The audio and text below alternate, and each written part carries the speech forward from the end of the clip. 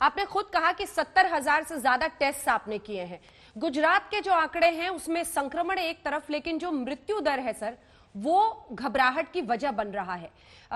एक दिन में शुक्रवार को 22 से ज्यादा लोगों की मौत हुई। अहमदाबाद का आपने जिक्र किया, अहमदाबाद में शुक्रवार को एक दिन में 16 लोगों की मौत। सूरत दूसरा सबसे बड़ा संक्रमण का केंद्र बनता हुआ 4 मई से लेकर 17 मई तक, क्योंकि अब तो ये लॉकडाउन 2 खत्म हो रहा है, 4 मई से लेकर 17 मई तक आपकी क्या स्ट्रैटेजी रहेगी अहमदाबाद, सूरत में खास तौर पर, ताकि आप इसको नियंत्रित कर सके?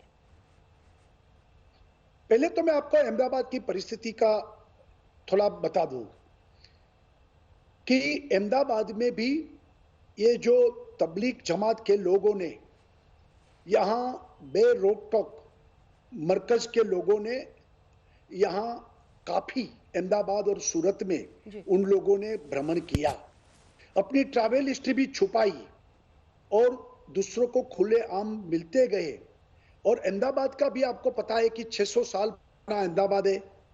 अहमदाबाद का भी एक इंटीरियर अहमदाबाद यानी कि पुराना अहमदाबाद, और दूसरा है नया अहमदाबाद। आपको ताजुब होगा कि ये पुराने अहमदाबाद में ये लोग, उन्हें जो पूरी मरकत वाले लोगों ने जिस तरीके से वहां हिस्ट्री छुपा कर वो घूमे, और इसके कारण वहां ही अहमदाबाद का जो हमारा केसेस का जो फिगर्स है, जो फिगर्स है, उसमें भी 90% उसमें है और 10% आउटर अहमदाबाद में है। तो क्या हुआ है कि हमारी जो जनसंख्या और 90% अहमदाबाद बाहर है, वहां 10% है, और 10% वाले अहमदाबाद में 90% केसेस आ गए हैं, और इसके कारण ये समस्या अहमदाबाद की बनी।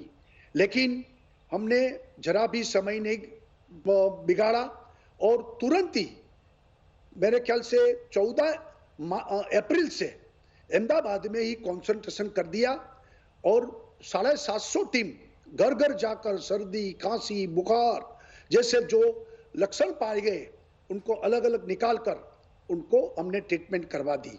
अगर वो तुरंत ही नहीं करते तो काफी ये केस बढ़ जाते।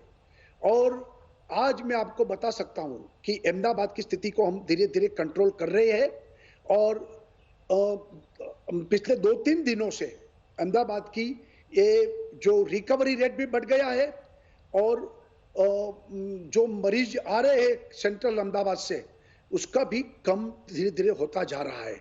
जो मृत्यु की बात आप बता रहे हैं, तो उसमें आपको मैं बता दूं कि हमारे यहाँ जो जितने जो फिगर है, हम ट्रांसपेरेंसी के साथ पूरे फिगर्स लोगों को बताते हैं, और उसमें भी जो मोर्बिडिटी यानी कि जो गंभीर रोगों से पीड़ित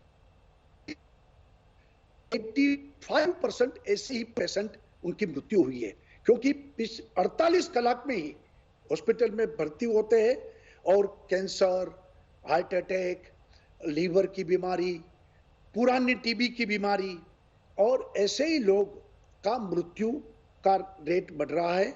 बाकी आम जो बड़ी उम्र वाले, उनकी जो रेट है वो 80% है, और बाकी हम कंट्रोल कर रहे हैं।